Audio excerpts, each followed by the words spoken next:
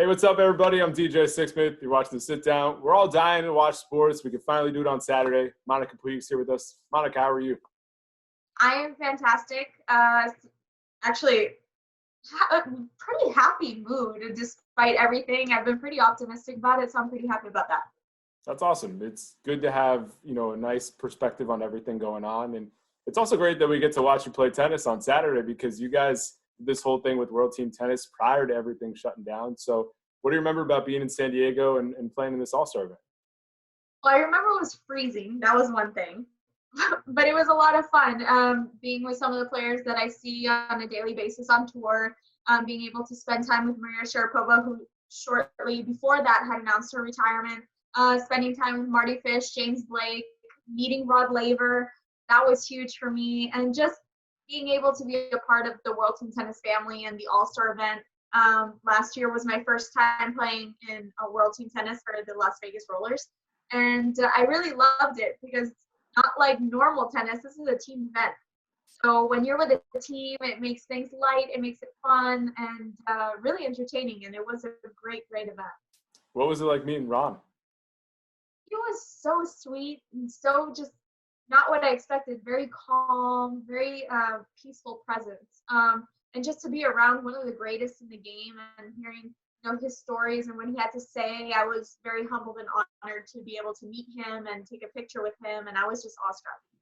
How about Maria? I mean, that's somebody that had been on the tour with you for a long time. What was it like seeing her in a different setting and also retiring from the professional tour as well? Yeah, it made me a little emotional, actually, because I got to know Maria very well when she helped me with the hurricane relief efforts in Puerto Rico. And when she came with me, actually, to Puerto Rico to help distribute all of the things that we had gotten with the funds that we collected. So we got to know each other on a more personal level. So, I've always been rooting for her and seeing, her struggle on the court. It was very sad, but, it was actually a very nice time to see her just relax, just a different kind of Maria that we're not used to seeing. She looked very happy. She looked at peace with everything. And I'm just really happy that, she made this decision. She felt good about it, and seeing her and actually spending more time with her was great. That's awesome. You mentioned Puerto Rico, and obviously that is a place that's near and dear to your heart. When you think about what happened to the country, I mean, what's toughest to process about everything, a little time removed from it now?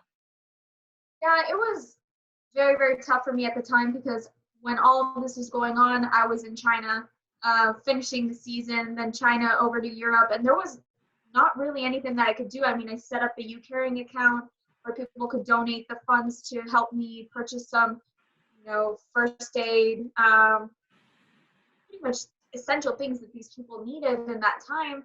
And I couldn't do anything. So I was crying. I was worried about my family.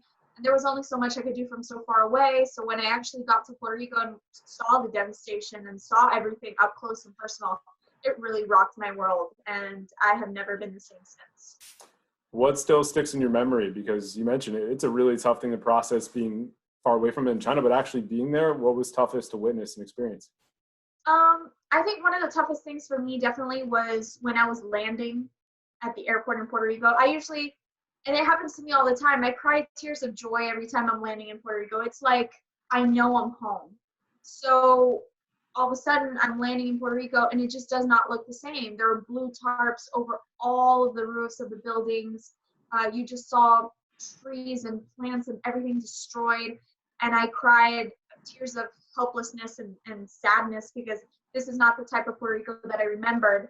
And then just seeing how appreciative everybody was that I was there to help and distribute these goods and just to give people, whether it was 5 minutes of my time and sit there to talk to them and genuinely be interested in their struggle, they really took that to heart. And I love where I come from and I love all the people in Puerto Rico. So it was a very humbling experience and one that definitely flipped my world upside down.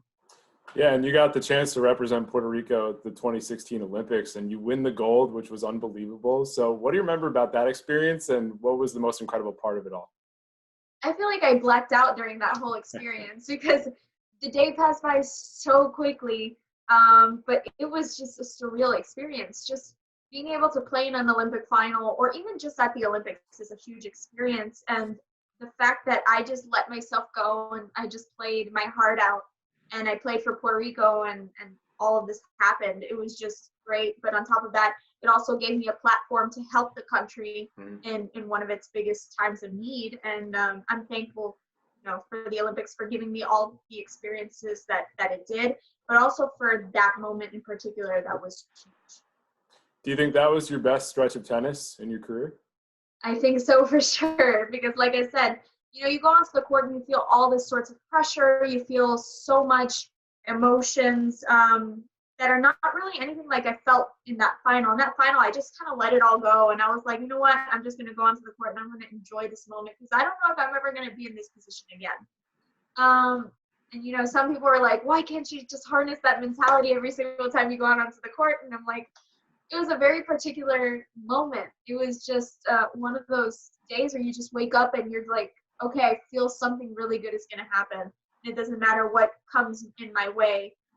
I'm going to make it happen no matter what. And it just did. Yeah, it all clicked for you. And I'm sure you've dealt with, the life after that, because now you have these new expectations and people are wondering, what are you going to do next at this Grand Slam and that Grand Slam? But I feel like people don't understand, like, it was just great for that week and that tournament. And then it's totally different when you go to the U.S. Open or where you're Yes. right? Like, so can you just explain that, what it's been like dealing with that? Yeah, so it's completely different.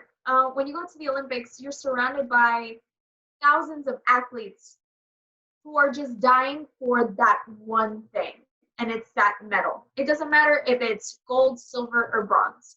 They're dying for a medal just to have something that says, I am one of the best athletes in the world at what I do. And just, it's amazing. The way that the athletes look at this medal, it is something unbelievable. I can't even describe it.